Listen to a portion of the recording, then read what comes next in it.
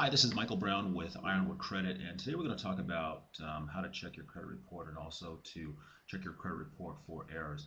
There's a couple of ways that you can actually get a copy of your credit report. There are several services that are out there that are offering you free online credit reports like myfico.com and freecreditreport.com. One of the things you want to be aware of is that the most important thing about getting your credit report is actually ordering a TriMerge credit report. And what that does, a TriMerge credit report is actually a credit file that should include all three of your credit scores from all three credit agencies, and that's TransUnion, Equifax, in addition to Experian. One of the ways you can get your credit report, if you've applied for a mortgage recently or a auto loan, simply ask your lender if they'll give you a copy of your credit report. Keep in mind, all of them have a standard policy not to issue or release the credit report to you. But if you have a relationship with either one of them, your mortgage broker or lender, ask for a copy of it and see if you can get a copy of that TriMerge credit report for you. The other way you can do it is actually order one online. Keep in mind, the proper TriMerge credit report is typically going to cost you, I've seen them on the low end at about $30. Most of them cost between $30 and $40. So make sure when you get that credit report to check for accuracy and errors. You want to get your TriMerge credit file. Now, when you get your TriMerge credit file, there's a couple things you can do. If you don't have the means or the funds to order one, you can also order your credit report on a free service, which is annualcreditreport.com. And what that is you can actually use Google as your search engine. Just type in annualcreditreport.com, and each borrower or credit file is actually authorized to receive one free credit report per year. The process only takes a couple of minutes, and it'll typically verify who you are over the last couple of years in order to get your credit file. And once you fill that out online, it's a free service.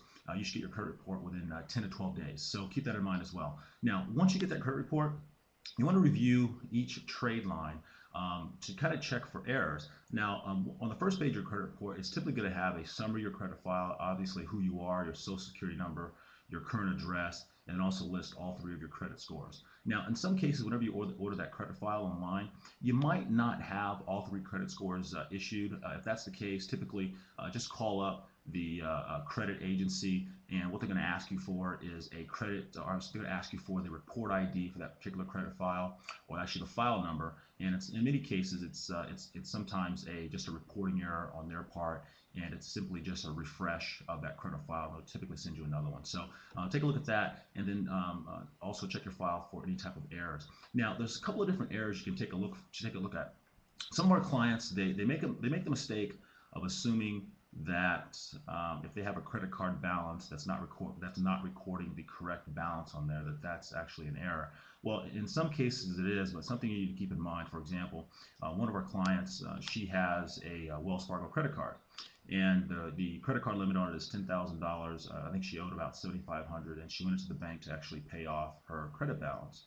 Well, she checked her credit score shortly after that, and her credit file didn't reflect the new balance that's issued on her credit report. And there's something to keep in mind.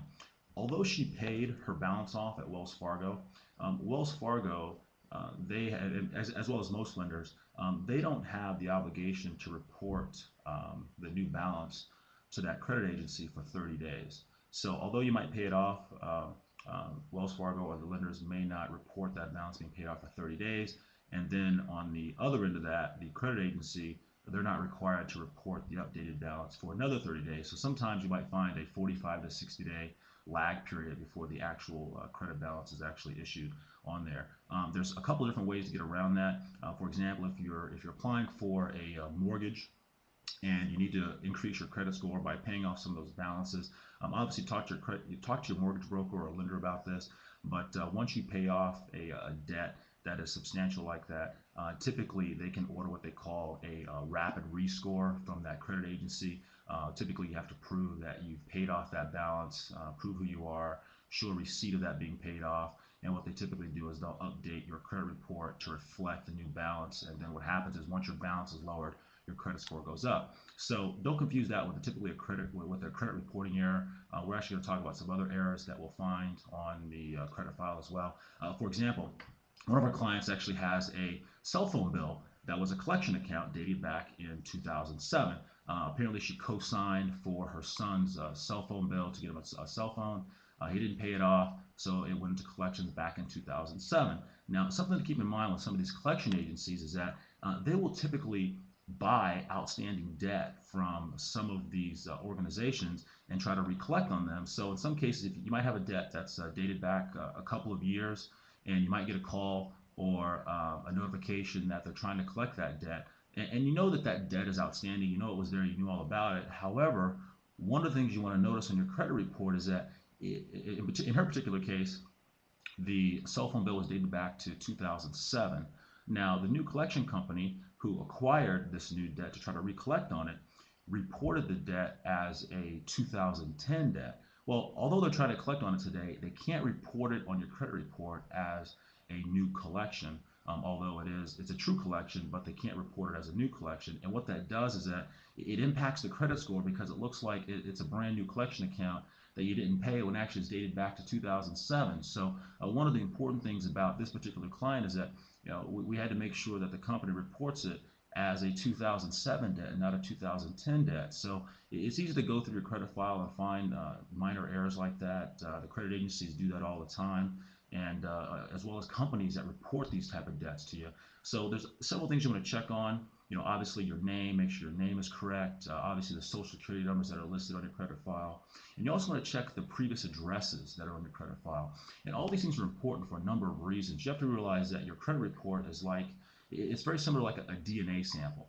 So whenever you have different addresses, different names or aliases that are listed on your credit file, many times whenever you're out in the internet or credit space, they collect all this data and piece it together as if it's yours. For example, even myself, I live in the Phoenix market, and there are several Mike Browns that live in the area. So just by the sheer coincidence of the same name, they might cross-reference an address and report items on my credit report as if they're mine.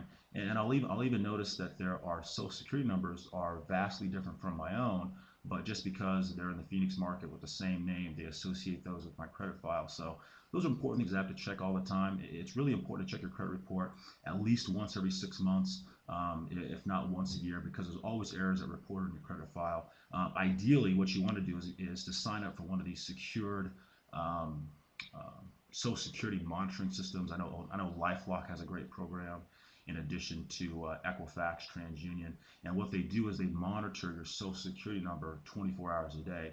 And it's not just for people that are trying to open up credit using your Social Security number, but it's for anything that's tied to your Social Security number. I mean, some people are trying to open up, cable accounts or Cox cable accounts or even utility accounts. Although these utility companies don't report to the credit agencies, they do use your Social Security number to either run a credit check or to open up a utility account. And several people are doing that as well. So those are some great programs to use and great systems to use. So check that out. If you're looking for a 24/7 Social Security check system, most of them cost anywhere from $40 to $70 a year. Many of them charge you $5 to $10 per month for the 24/7 monitoring. Those are all great services. At a bare minimum, what you should do on your credit report is actually call each individual credit repository or credit agency, TransUnion, Equifax, in addition to Experian, and actually issue or request a fraud alert on your credit report.